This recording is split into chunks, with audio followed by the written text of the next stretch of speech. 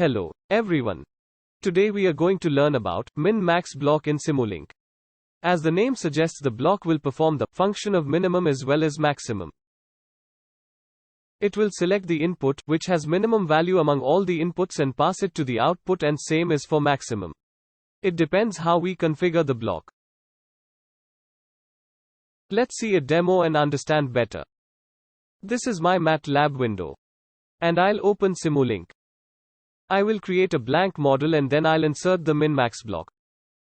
So as we know, there are three ways of inserting any block into the Simulink model.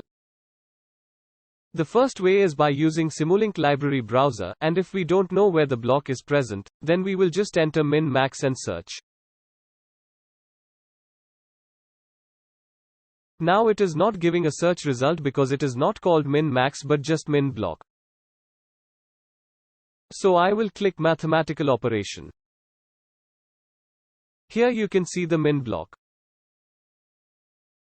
So if we search as min, it will show up after search. We can add it by right-click and selecting Add to Untitled. It will get added.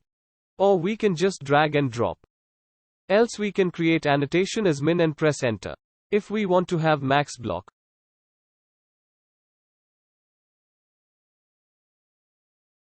Then also we can create annotation, and I will type in max, and the same block can be configured as max as well as min. By double-clicking the block we can configure it to min or max. If I select max, then this block will be renamed as max. I'll click apply and OK. So both the blocks are maxed now. Let's see the minimum functionality first. Now, I don't want only one input. I need at least two inputs so that they are compared and we can get the output. Let's begin by comparing two constants. So I'll add two constant blocks. Then I'll copy this block and give as another input.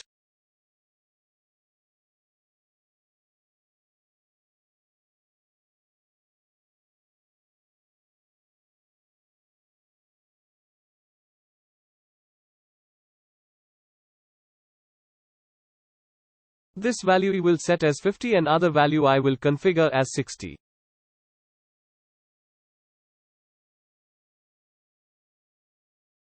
So I will configure this value as 60.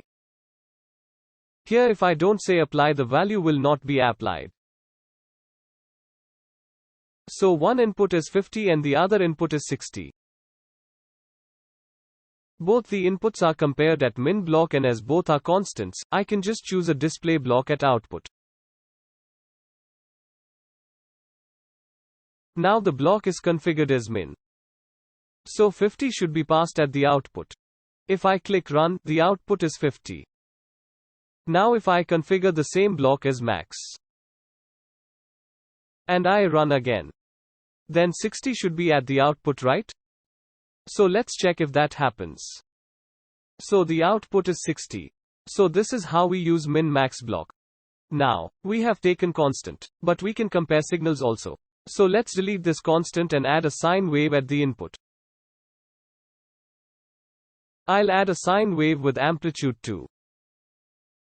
And also want to change the frequency. Here the default frequency is 1. So I will make this frequency as 2, I'll click apply and OK.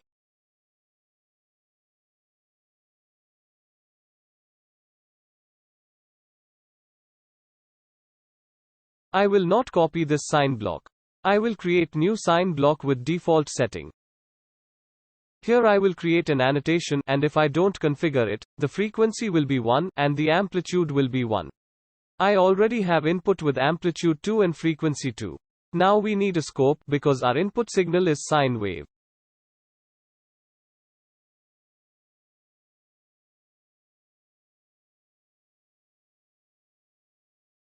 So I will just insert a scope at the output.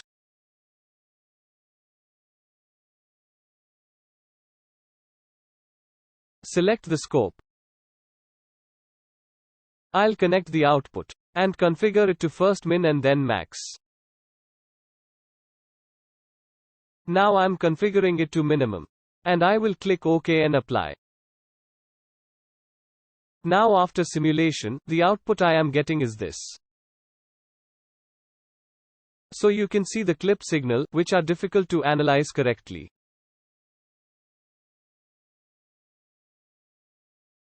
Now let us also add the inputs and outputs, so that we can compare how the input and output is working. I'll just delete this one and insert another scope with 3 inputs. I'll take a scope with number of inputs as 3.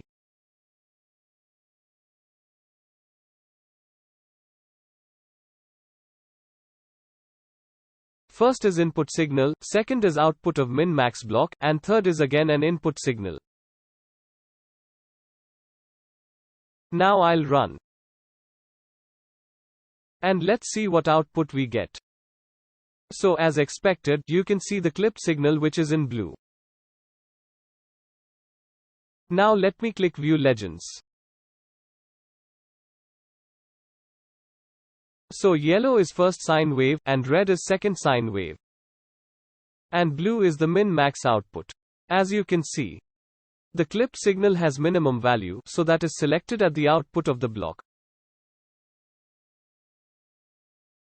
So this was when I had selected min. What happens if I configure it to max?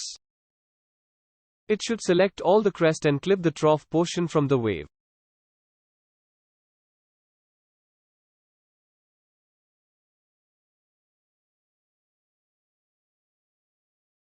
I'll click apply and OK. Now run it.